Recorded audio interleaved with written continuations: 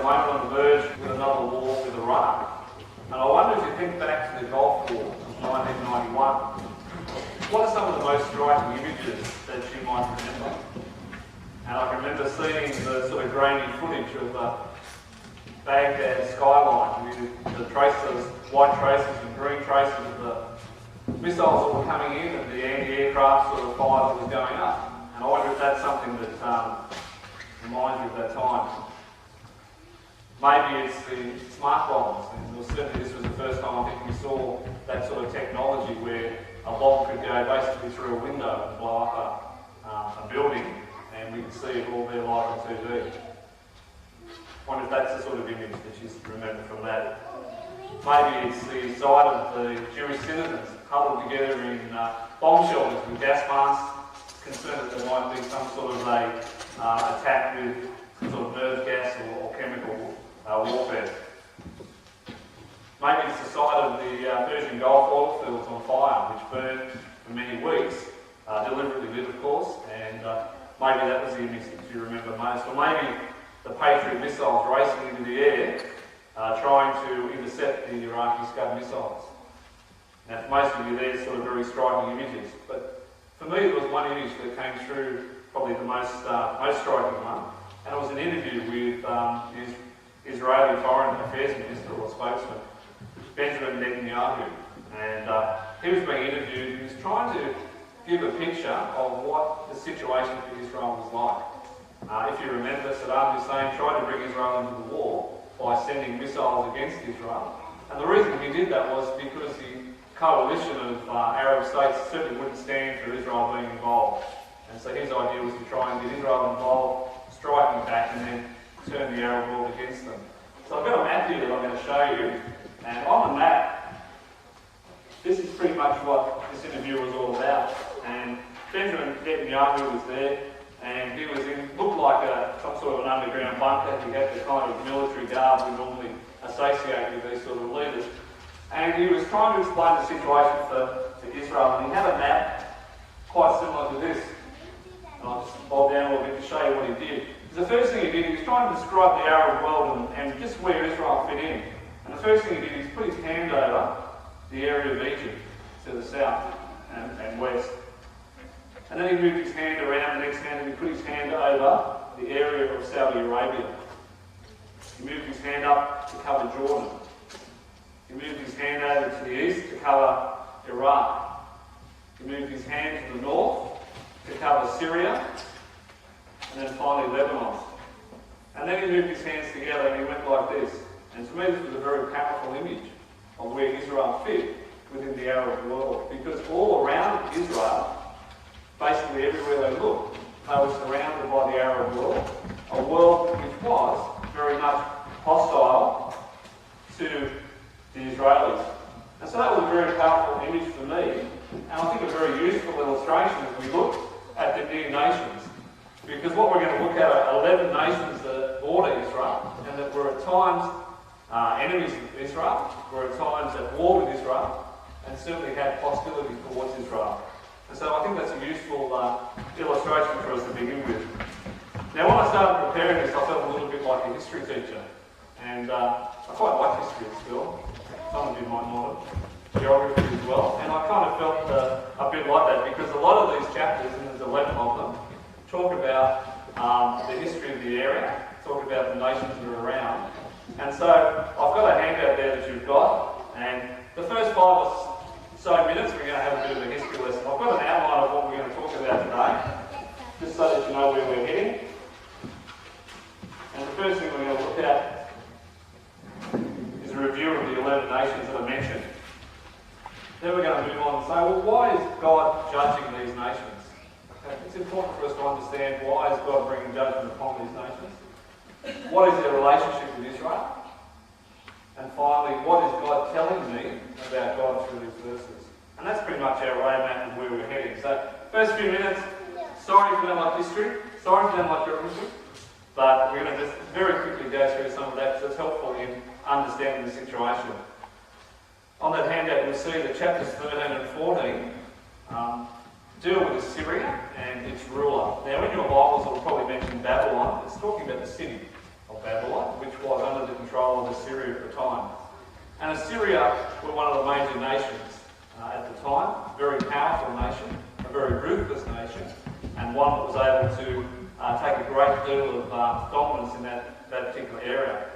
It's interesting to know that the people of Assyria were descended from Noah's grandson Asher, and that's where they get their name. And it's pretty interesting as we look at these different nations, we see the close ties that we would expect them to have with Israel. Close ties in terms of blood, because many of them can trace their ancestry back through to Abraham. Yet we find that there's such an animosity from these nations to God's people. So Assyria was able to conquer many nations around. And what we find is with the nation of Israel, as if you know their history a little bit, they came into the promised land. They were able to have some great victories under Joshua, their leader. They lost most of those great victories over a period of time until the time of the judges. During the time of the judges, God raised up new leaders for them. They were able to conquer and subdue many of the nations around. And once again, every time the judge died, things went back to where they were before. Finally, they get to a situation where they have a kingdom.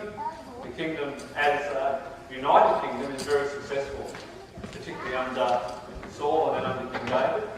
But the kingdom divides, and when they divide, they become quite much weaker. We find that the nations around who had been either not totally destroyed, but certainly subdued, start to come back to life, and they start to exert dominance again. So that's a little bit more of the history. We'll just quickly go through them. So Assyria and its ruler. Assyria, a major power to the east, and certainly a very powerful one, took great advantage of the division of the kingdom. And we find that they were able to eventually destroy the northern kingdom of Israel. The leader they're talking about most likely is Sennacherib, who was one of their major leaders. Someone who we would read actually was able to put a siege around the city of Jerusalem, but God, through his wonderful power, was able to defeat that army. Philistia was to the west of Israel, and that was a people that already lived in Palestine when the Jews came in, when the Israelites came into the land.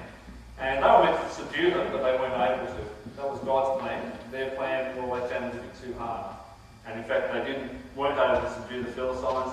And in the end, we find that the Philistines become a tremendous thorn in their side. Chapters 15 and 16 look at Moab. Once again, we're looking at someone descended from Abraham. We know the story of the parting of Abraham and his nephew Lot. And following that departure, the children who were born of Lot formed two nations, the Amorites and the Moabites. And so once again, we have a people that were related very closely to the Jews, or the Israelites, and they lived to the east of Israel. They declined almost completely in power, but were, once with the division of the kingdom, came back to life, were able to dominate and have some dominance over Israel as well. Chapter 17 talks about Aram and Israel. That's the northern kingdom and what we would call Syria today. And those areas, both Israel and Aram, Syria, fought with each other very constantly, particularly after the division of the kingdom. It's interesting to note this is where Abraham originally came from. And as Lynn and I know from Scripture, it's where Isaac and Jacob both went back to find wives. And so this was an area, once again, that you would think at least should be sympathetic towards Judah and Israel, but we find certainly that's not the case. Chapter 18 deals with an area called Cush. Now many of these places, obviously, geographically they're still there, but these nations no longer exist. And Cush was a nation that was very much linked with Egypt. In fact, had a lot of dominance over Egypt and controlled parts of it. And we know that at least twice Ethiopia, it's not modern-day Ethiopia, but in the ancient world, what we would call Ethiopia, had some dealings in terms of attacking Judah at least twice. Chapters 19 and 20 talk about Egypt and Cush. And Egypt, of course, was the area that the Jews had lived for 400 years in captivity, but were delivered from by God's mighty hand. And Egypt and Israel then kind of lived their separate lives for quite a while, but with the division of the kingdoms. Both of them, Israel and Judah, tried to use Egypt as a bit of an ally, and quite often played Egypt off against each other, trying to get them on side and helping them always to their disappointment though. Chapters 21, 1 to 10 talk about Babylon. And the Babylonians were the next dominant power after the Assyrians and were able to destroy Assyria. If you look at the second paragraph there, it talks about Babylon, and there's a long list of places that they conquered and nations that they were able to defeat. We'll talk about those a little bit later as well. Chapters 21, 11 through 12 talk about Edom, and the Edomites were descended from Esau. And Esau was the brother of Jacob. So once again, you think a nation that could have some sympathy for the Jewish people, but we find that although Jacob and Esau had a reconciliation after the disagreement, certainly their descendants didn't carry that on. Chapter 21, 13 to 17 looks at Arabia, which is to the south of Israel, a nomadic sort of people. And we don't have a lot of information about them, but they were certainly involved in raiding and plundering of villages. That seemed to be their specialty. Chapter 23, the modern nation of Lebanon, or Phoenicia in the old days, and two cities that are mentioned there, Tyre and Sidon. And they were the primary coastal ports for this land, and this was to the west and northwest of Israel. Their main involvement seemed to be more because of their commercial and ability to inflict the commercial restrictions on Israel rather than military might. So, you've got through the history lessons, so you've done well. So that's the different nations. And the question I want to look at now is, well, why is God judging these nations? Okay, why has God chosen to judge these nations? So what I tried to do is I tried to find something that would tell me a common element about their character. And if you've got your Bibles open to Isaiah, one of the common themes that seems to be for these nations is their pride.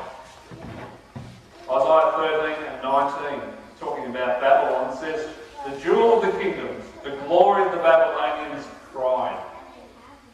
Isaiah 16 and 6, talking about Moab, says, "We have heard of Moab's pride, her overweening pride and conceit, her pride and insolence." Talking about Tyre in Phoenicia, modern-day Lebanon, in chapter 23, in verse 9, Isaiah says, "The Lord Almighty planned it, to bring low the pride of all glory, and to humble all who are renowned on the earth." So along with that pride of these nations comes a wrong attitude towards God. And I believe this is the primary reason God was punishing these nations. Either they turned their back on God, for those that were closely related to Abraham, they should have known about God. They should have known how to follow God. They should have known how to serve Him. But they turned their back. Some of these other nations, like the Philistines, well, they had worshipped idols, I guess, all the time. Okay? But for both of these, it was a wrong attitude towards God. Whether it was a turning away from God in that sense, or whether it was a worshipping of idols, they had a wrong attitude towards God. In Isaiah 17 and 10, talking about Israel, specifically the northern kingdom, God says, "You have forgotten God, your Saviour. You have not remembered the rock, your fortress." So these nations have turned around and they put God not in first place, probably not even in second place, but in last place. Instead of worshipping the true God that we've been speaking about this morning, the God who is the creator, the one who created the heavens and the earth, instead of worshipping Him, they've worshipped things that they've created themselves. They've replaced the perfect with the imperfect work of their hands. And so they followed idols and they believed that they were their gods. We also know from the book of Daniel that many of these nations put themselves, their leaders, up as gods. King Nebuchadnezzar commissioned a great statue of himself to be built, and the population were forced to bow down to it whenever they heard particular instruments played. And we know that story very well. That was an attitude of putting themselves before God, making their leaders, if you like, as if they were God. So a wrong attitude towards God. Phoenicia to the north thought they were so great, so important, that they even saw themselves as being gods. Okay, so we can see clearly an attitude of wrong attitude towards God, an attitude towards putting themselves forward as gods, their leaders forward as gods, or idols, the things, the work of their hands forward as God. So it's not hard to see why God was angry with them. It's not hard to see why God was prepared to judge these nations. Okay, so what do they have to do with Israel? Because really that's God's people, and you would think that if there's judgment to be had, it would be because of their their attitude towards Israel. And certainly we see a pattern there as well. For all these nations, a hostility towards Israel. We can go all the way back in Egypt and think about the captivity. And certainly there was hostility towards the captives or the people of Israel at that time. And so there was an attitude that went back centuries. For Moab and also for Edom, when the Israelites were coming through to the Promised Land, there was a thing called the King's Highway. Might not be like the M4 or anything like that, but it's a pretty good highway to go along. And it went through their land, but instead of allowing the children of Israel to go through their land and go along this highway, both Moab and also Edom tried to prevent them going through. And we know also the story of Balaam. The king of Moab went to the trouble of hiring Balaam to try and put a curse on the Israelites. But thankfully he listened to his donkey. But you know the story. The Israelites, when they were to go into the land, they were meant to destroy the nations around. God said to them that he wanted basically to wipe them out.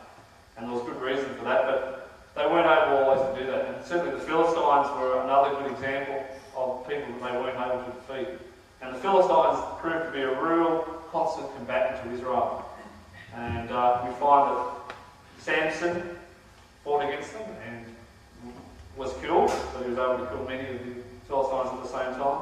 King Saul was killed by the Philistines, and King David fought battles against them. Now, various times, as I said before, Israel was able to subdue these nations, but after the split up of the kingdom, the division of the kingdom, things started to go very badly. And many of these nations started to reassert themselves. Later on, the Assyrians and Babylonians became the dominant powers, and they were really known for their cruelty towards nations, including Israel. When Babylon captured the southern kingdom of Judah, just an example of the cruelty towards the nations. Their king Zedekiah decided he was going to rebel against Babylon. And so Nebuchadnezzar, who was the leader of the Babylonians, had him captured, had all his sons killed before his eyes, had then his eyes gouged out, put him in shackles and took him back to Babylon. So that's an example of the attitude of these nations towards Israel. Once again, not hard to understand why God would choose to punish these nations, as they had chosen to bring about this sort of an attitude towards Israel. It's interesting to note, though, that during this period, both Judah and Israel tried to get alliances with these nations. Even though they were their enemies, they tried to form an alliance with these nations, always at the explicit against the counsel of God's people. Jeremiah and Isaiah, the other prophets, said, well, look, you don't align yourself with these people. Trust in God. God is the one in control. But often they failed to do that and tried to align themselves. Now, besides the very obvious opposition towards God's people, there were some very subtle ways as well that the nations influenced Israel. As I said before, the children of Israel were told to destroy all the people in the land when they came in to possess it. And the reason they were told to do that is that God knew that the attitude of their hearts, of the people in Palestine, would lead the Israelites away from God. They would lead them to following idols. And so God said these things through Moses. He said to wipe them out, not to make any treaties with them, not to intermarry with them. We find out with disastrous effect that the Israelites in fact did all those things. They made treaties. They didn't wipe them out. And right up to the highest office in the land, the king, they intermarried with people. And we find that King Solomon, it says, was led away from God by his many wives.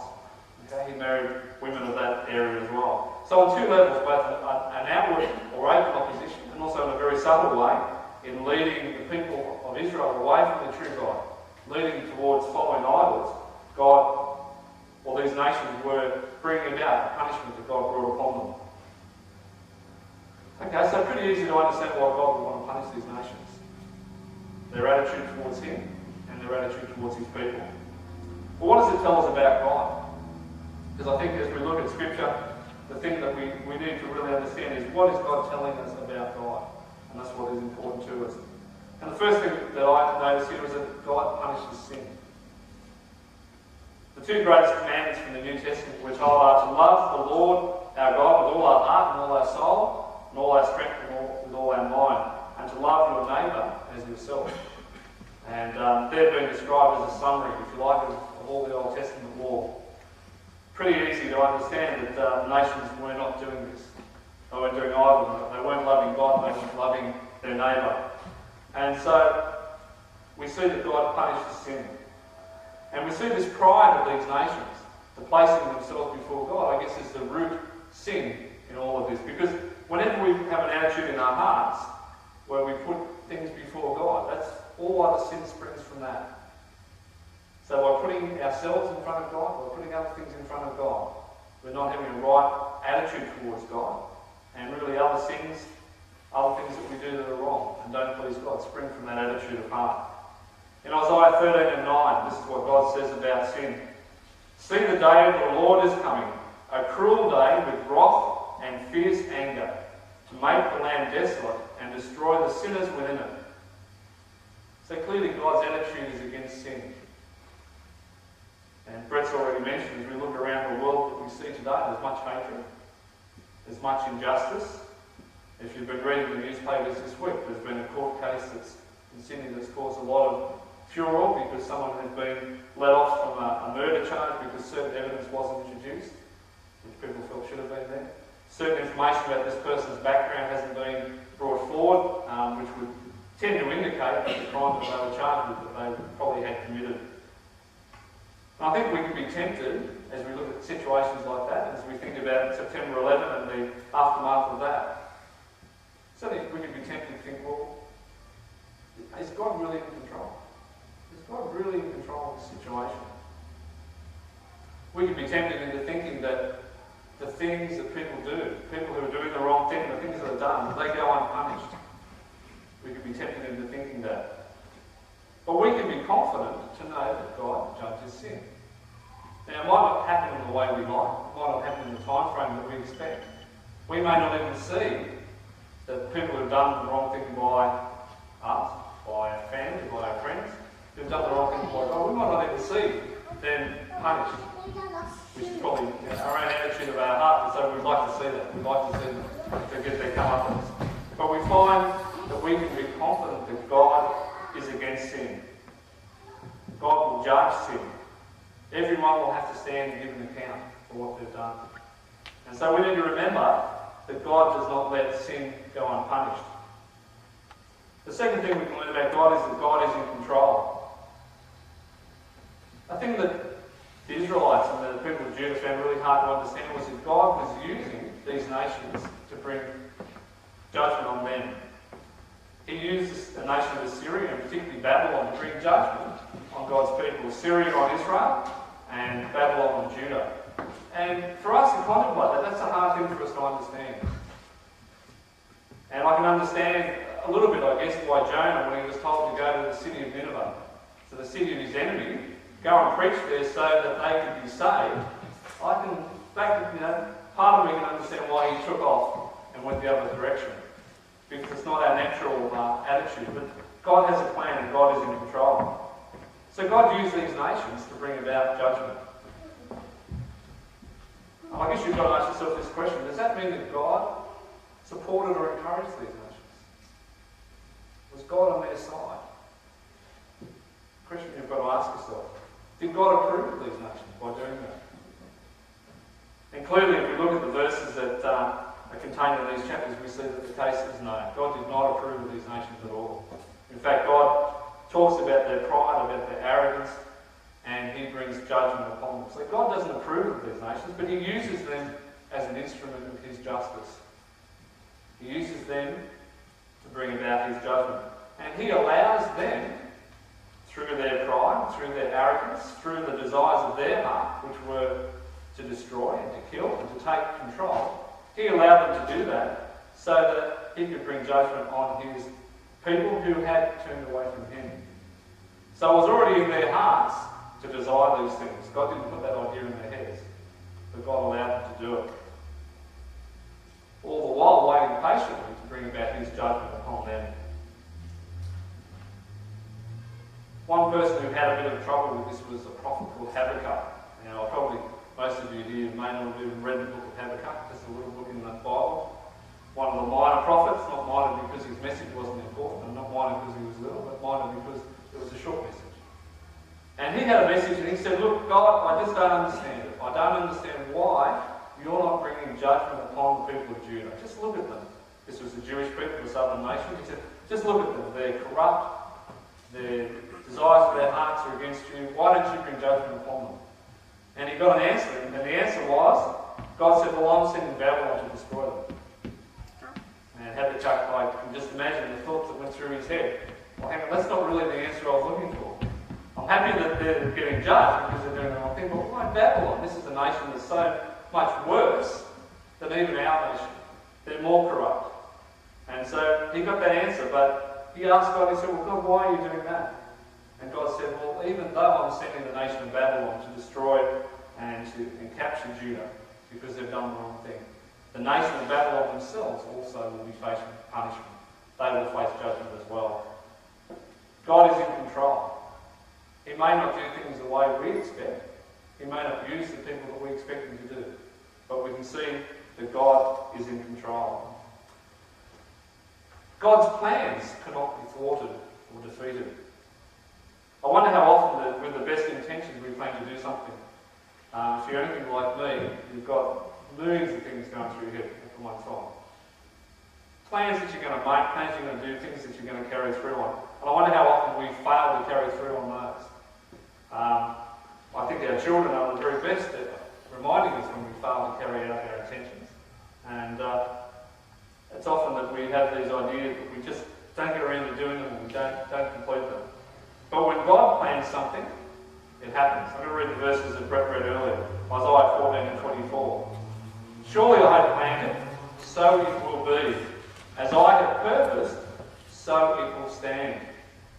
And in 14:26, this is the plan determined for the whole world. This is the hand stretched out over all nations. For the Lord Almighty purposed, and who can thwart him? His hand is stretched out, and who can turn it back? God is in control.